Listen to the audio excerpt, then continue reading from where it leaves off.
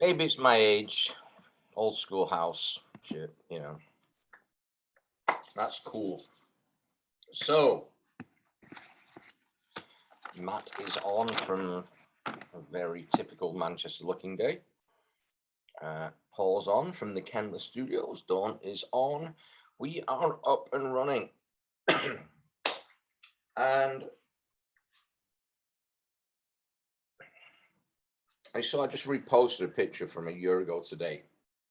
And it's BU with the board. Your growth is your fucking responsibility. And here's the reality. It's like we can keep feeding this information out. We can keep, pushing the truck. However, that will run out. And I did something with Brian James a few years ago, and he said the difference between pushing and pulling. And when you're pulling someone or something towards you, they've got to have a reason to do it. You've got to have something that's attracting them. And this your growth is your fucking responsibility. Yesterday I put something up there about, let's the Prove It Every Day app, or this, or the time blocking, or all these tools we've got. The playbook event.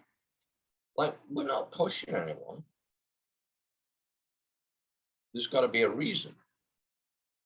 And you can look at, it doesn't matter who it is, whether it's Rutherford, BBJ, Jesse Lee, Mandy Mitchell, whoever, and like, how do you explain their success?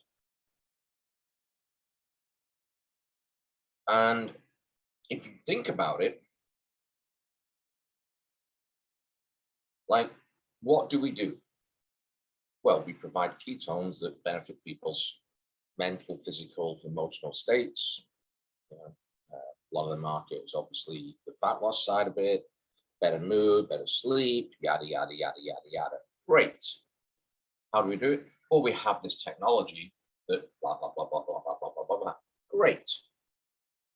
Why do we do it? You should buy these ketones. Why not even? What do we do? These ketones wake my brain up. They burn your fat, help you sleep better, give you better mood, more energy, because they are naturally fermented and are bioidentical and bioavailable to the body. Buy some. Okay. As opposed to, I drink ketones every day. True story. I drink ketones every day. I just had my first blue raz. This is what happens if you invite me over to your house and you have blue raz in your fridge.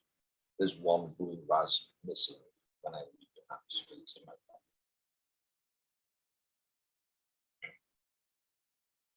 I drink ketones every day. Because before I started drinking ketones, I was fat, dumb, depressed, and broken and lethargic. One drink, 20 minutes later, I woke up. Eventually go through my day, more productive, get more shit done. I get more shit done, and life's just better. You should buy some. That's a different approach. And when we look at this, and this is fucking everything. This is everything. What's your why? What's your why? And it's tough. And this is a tough question. Make no mistake. Oh, I do it for my kids. Yeah, okay, get it. Why? Seeing Paul here. Paul's just come back from Florida. Remember specifically Paul saying, taking his kids to Disney because he didn't get taken to Disney. There's a why there. There's a deeper meaning. What's the why? What's the why? The why is not the income. The income is the fucking byproduct.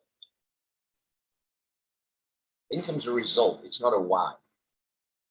What's your why? Because I want to go make $1 million this year. Okay, great. Why? Because why? Why do I want to make $1 million? I don't make $1 million. Okay, why? Why? Got kids? You'll understand that question. Why? 3, 4 years old. Why? Ask ourselves why? I can see Mary on here. Mary gets this. Mary's the keto grandma. Probably gets the why question more than anyone. Why? What if we actually ask ourselves that? What's your why? Why are you here? Why are you doing this? I didn't know. I'm still a little gray in the head. It's tough and it changes consistently. It's always changing. We're at certain part. Hey, you're at LCD. You do that same course 10 different times, 10 different times. The exact same course, you'll get something out of it. Why? So your why is different. You're in a different place, in a different space every time. It's a growth. So the why is the inspiration. I think motivation is bullshit. What does David Goggins say? It's like the sprinkles on top of the cake. You got to keep people eat those things. It's temporary. Inspiration from within. What's the why? Why are we doing what we do? It's tough. It's tough to find that. However, the inspiration for you will be the inspiration for others. Okay, kids, grandkids, yeah, I get it. I'm not making light of that. I get it. But why? And it may be because you didn't grow up much, or when you wanted to go on a vacation with, as a kid, your parents said, hey, we can't afford that. We're going to, Matt will understand this, we're driving to Blackpool. The other kids are flying to Spain. We're driving 50 miles to Blackpool.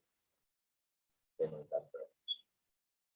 When you go back to school and you have to say, what did you do in the summer holidays? And you feel like, fuck, I don't want to tell my story because it's not that inspirational. So you start making shit up that sounds better.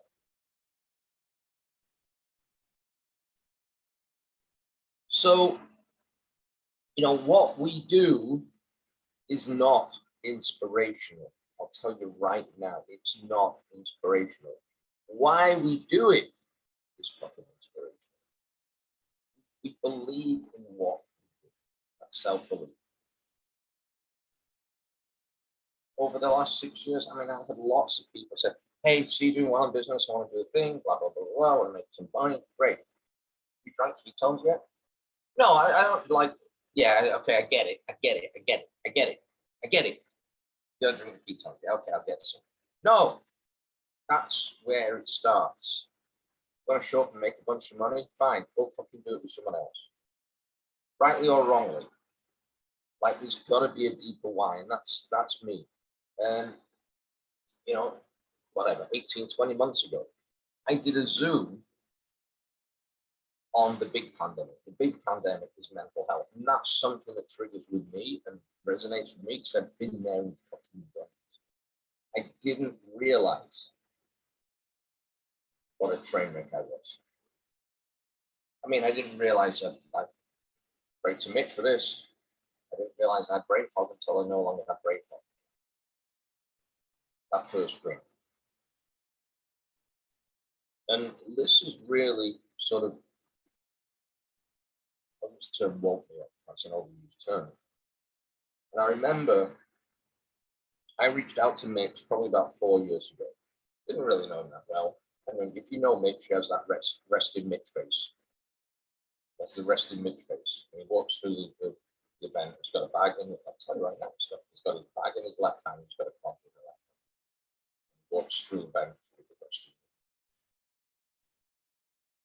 Better head.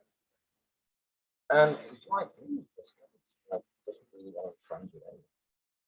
Then we got to know each other. We have a lot of parallels, actually. We have a lot in common. And I'm chatting with him, and I said, listen, I could use your help.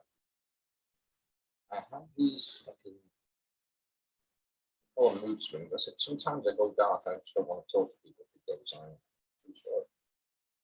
just deal with those instabilities and don't want to talk to them. Sometimes you're just forced to. And we get chatting backwards and forwards, and he put me in touch with a SEAL team guy, but I actually didn't reach out to him. It's about PTSD, and I'm like, and one day we're at an event somewhere 3-4 years ago, and he just like he puts his hand on my shoulder and says, "How's the thing?" Like, yeah, it's better. It's less erratic and it's shorter. I still get it, but it's for a shorter period of time that I don't want to talk to him. And he leans, looks at me, and he goes, "Have you ever thought you may have PTSD?" Rescued Nick face. And I looked at him and there is no PTSD in Israel. It doesn't exist. And he just leans right into me like, "You're not in fucking Israel anymore." And as soon as he did that, it literally was, it's like that phrase, the weight lifted off my shoulder. It's like it's okay to accept. And when I accepted that, I understood that when a doctor was telling me I likely had depression when I brought my back and I sat at home eating pizza and watching DVDs and like behind the drapes, not talking to anyone for a month, that's depression. When I was sat in New York City in a tiny room 6 years ago, or just over 6 years ago, and like falling asleep in 30 minutes after eating a bagel, that's depression. And my inspiration comes from, there's a shit ton of people, and I made a video about this, 20 months ago. I said the big challenge here is not some fucking virus, it's the mental health issues. So, mental health issues are going to go up, the suicides are going to go up, it's going to go nuts, and it's not going to go away. If you're bringing, and this is what every person believes, this is just fucking hardcore neuroplasticity. If kids are growing up not seeing other kids smile, I'll give you an example of this. My son, who's very early developed physically, like he could walk early and he could do things early, but didn't speak. Within 2 or 3 days of him starting like a kindergarten, he was speaking. And someone said to me, yeah, when you're talking to a kid or a dog and you're looking down at them, they feel inferior, so they don't open up. As soon as you get the same eye level with someone, it will flow. Oh shit, that's something. And I'm looking at this and what's going on in the world. Suicide rates in some sectors have gone up 1,000%. Teenage kids and military and the cops gone up way over 1,000% suicides. And when I see this stuff, and go like, fuck, I gotta do something. I gotta fucking do something. Like, I don't give a shit if someone gets a six-pack on. I have no fucking interest. I don't have a six-pack, I don't give a shit.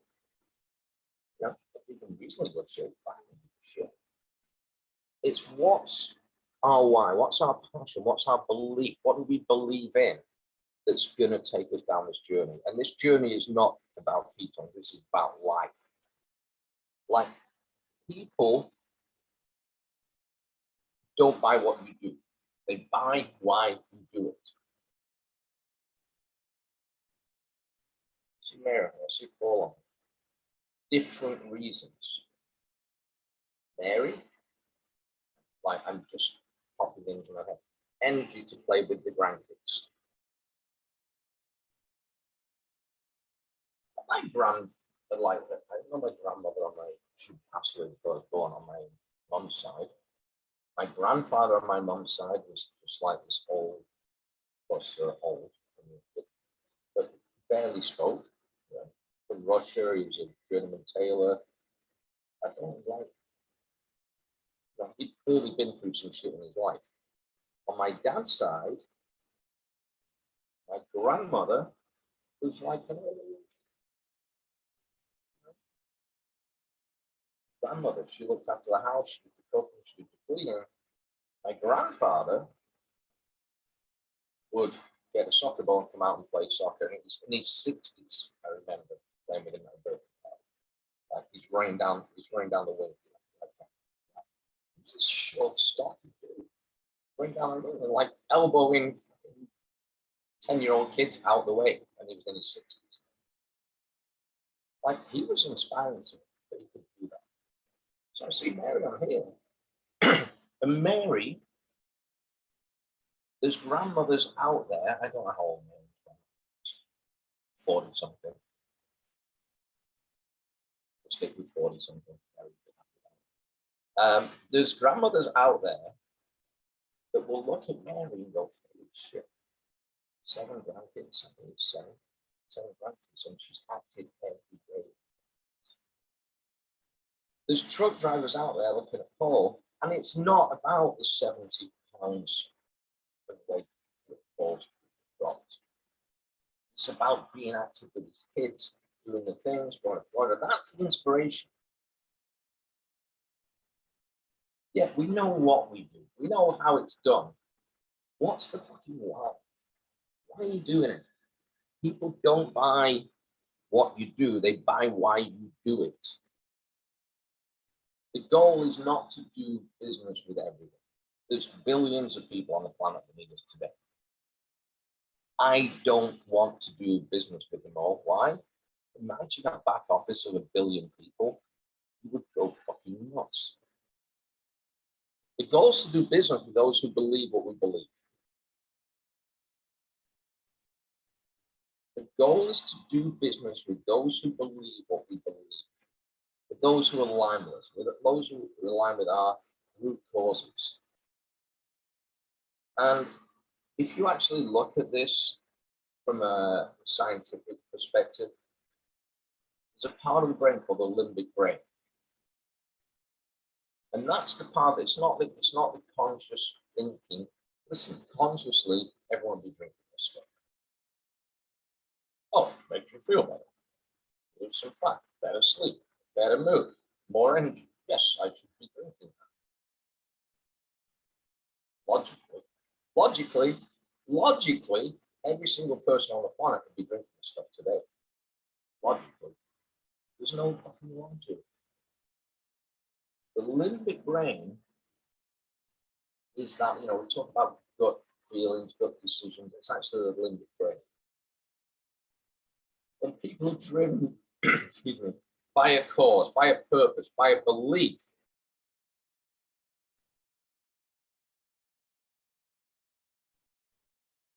that is going to drive you. And it's not just about business.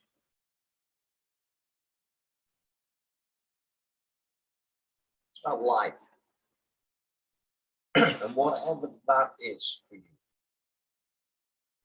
Whatever that is for you. People don't buy what you do. People don't buy what you do. People don't buy. They buy into your belief. They buy your why. They buy why you do it. Why do you drink ketones every day? Well, fuck. I like to be out all day doing stuff, hanging out with people, having fun, enjoying life. So why do you really drink them? I just fucking told you. I have the energy to do what I want to do. Mentally, I have the energy to do what I want to do. Like, I've been through the darkness, seen the light. I could say I've actually been brought in by Homeland or someone to work with a bunch of vets that are in a space that I was in. I'm not going to show up with a shaky bottle and go, hey, hey guys, hey dude, yo bro, whatever you talk, vets. You should drink this because blah, blah, blah, blah, blah. I'm just going to tell my story. John Mitchell's call yesterday and the one I did on Monday, I was chatting with Mitch yesterday, they're literally identical reports about the telling the story, telling our story, telling our internal story. Now, if your internal story is face to face, depends where you are in the world and what the are. Is there any Canadians on here? Because those guys are so. Like today, I mean, I'm in front of someone every single day for coffee. And you know what? Sometimes my story comes out. We can tell stories on social media. It's got to come from like, what's your why? Why are you doing it? The shaker bottle and the flavor is only going to get you so far. I'm picking on Paul here because I've just been watching the journey in Florida the last few weeks. So when we've got that solid why internally, everyone's is different. People buy into why you do something, not how it's done. I can talk about science all the time. That's great.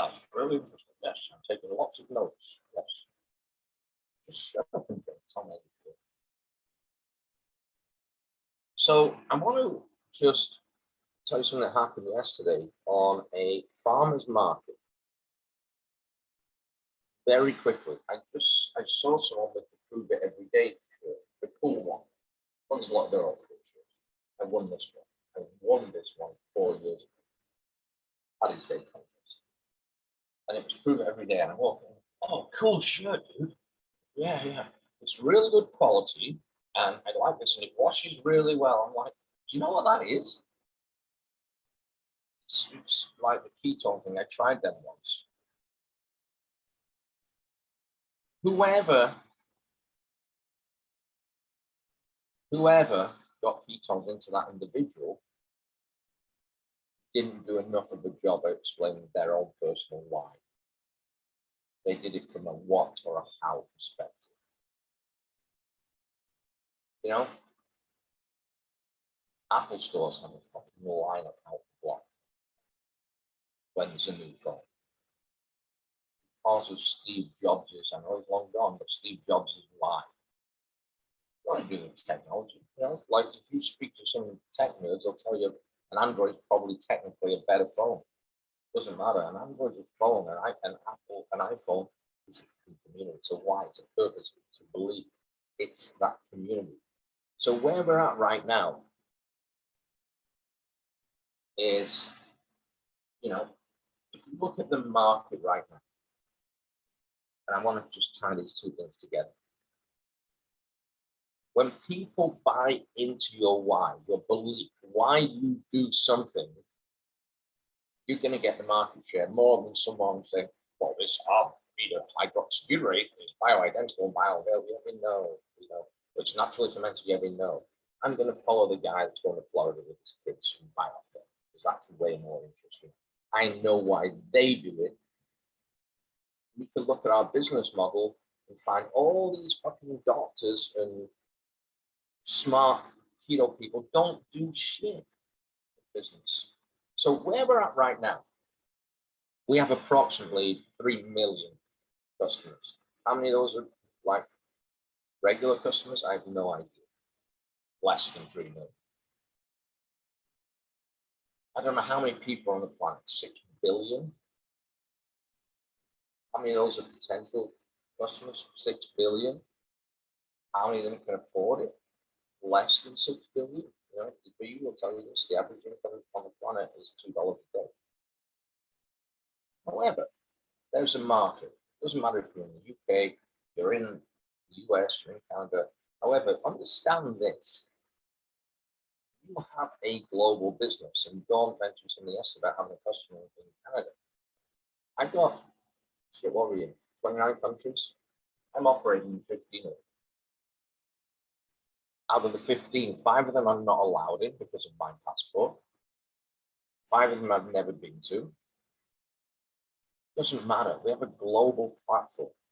There is someone in Indiana right now that knows someone who knows someone who knows someone who knows someone in Hong Kong.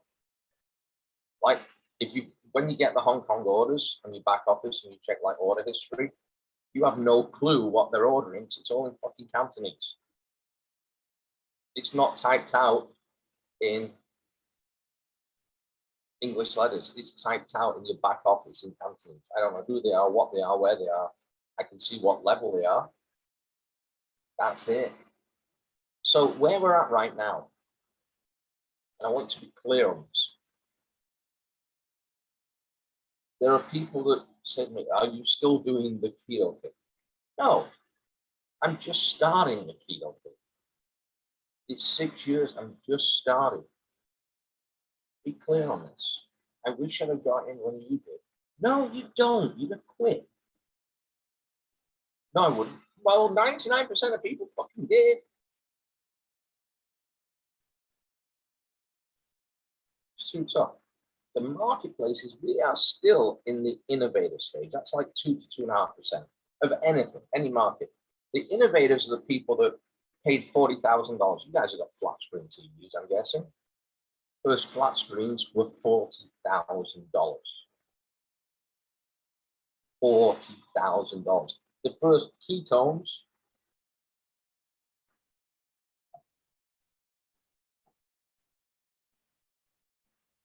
this much, 7 years ago, was $1,500. This much. $1,500 for this much, and it wasn't anything like this good. The first cell phones, I had a freaking walk around phone like a brick with a handle. Literally, you would hold the battery. Battery was like brick size. Some of you may remember this, an old Motorola, and you click off the handset. It had a cable to the battery, so you have a battery in one hand, and you have the handset in the other. And I'm walking down the street looking, in my mind, cool as fuck. I'm walking around with a brick and a handset. £4,000, like back then, $6,000. Innovators. We're still tapping into innovators.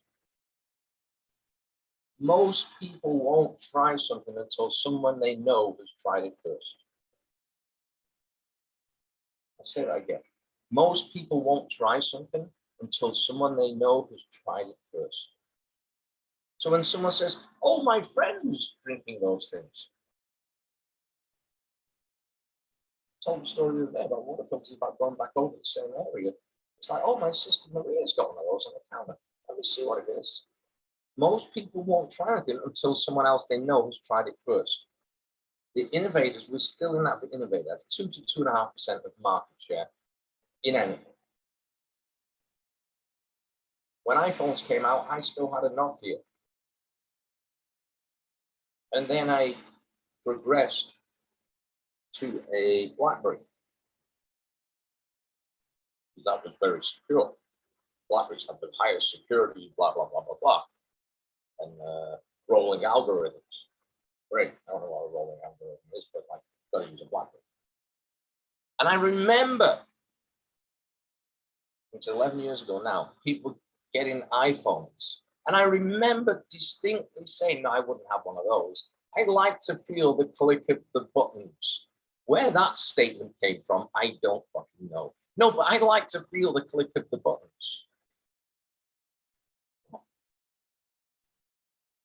Imagine going to a phone store today.